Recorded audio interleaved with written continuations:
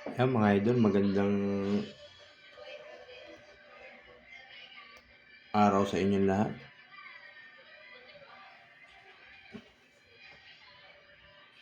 Ito yung ordinary nating bala.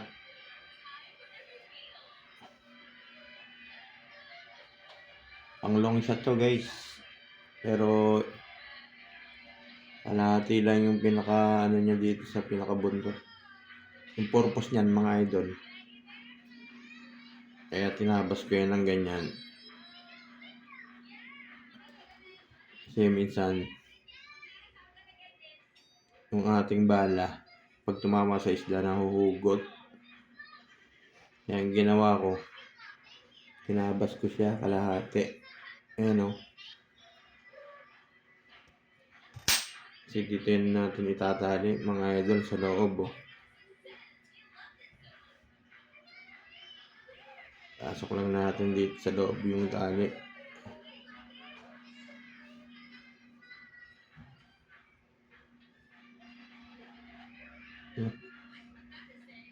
Ay, pumasok tayo. Wait.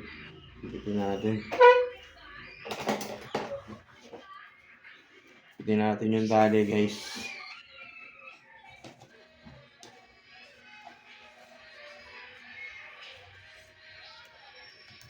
Ano to? 30 mm. Ayan o.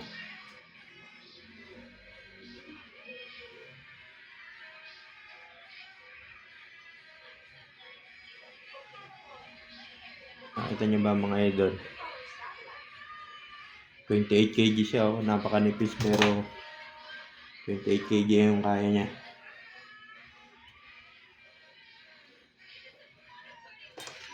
Ayan guys o. Suot natin yung tali.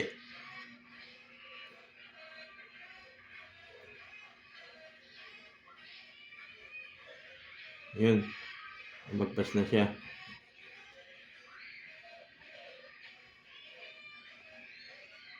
Yan ang purpose niyan mga idol.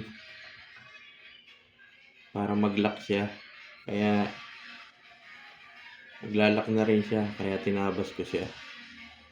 Mga ordinaryong bala lang to. Hindi to sa mga rayos. Sa mga ganda lang. Yung solid na stainless. Yan o. Tali natin mga idol o. Ikot nyo lang naman to eh. 1, 2, 3, 4. Suot nyo lang mga idol oh.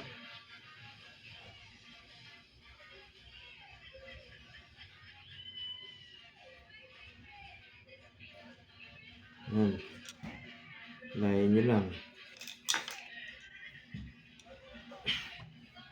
Ayan oh. Siyempre putulan nyo.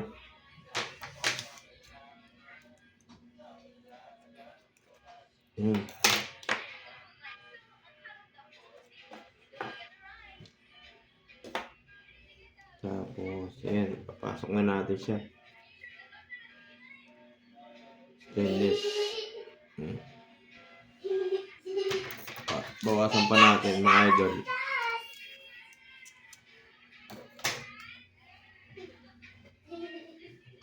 Ayan. Makapasok na siya mga idol oh.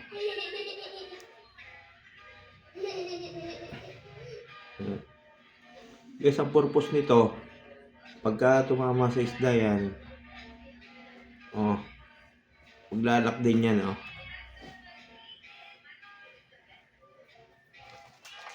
Maglalak siya guys. Kaya sa mga gustong hindi mahugot yung isda, tabasan nyo lang dyan mga idol. Subok ko na yan mga idol.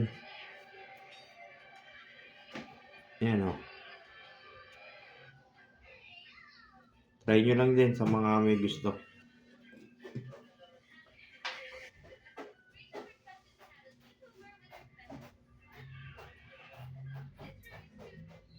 Kasi minsan nakakahugot ang isda eh.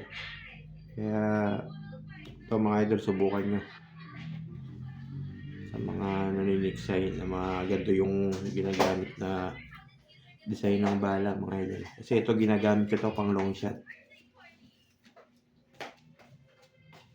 Yan o. 2 inch. 3 inch yung stainless. Ganda siyang itama. Yun lang mga idol. Sana may nakakuha kayong prasong idea sa mga kaibigan nating mga naniniksay. Ayan o. Yun lang mga idol.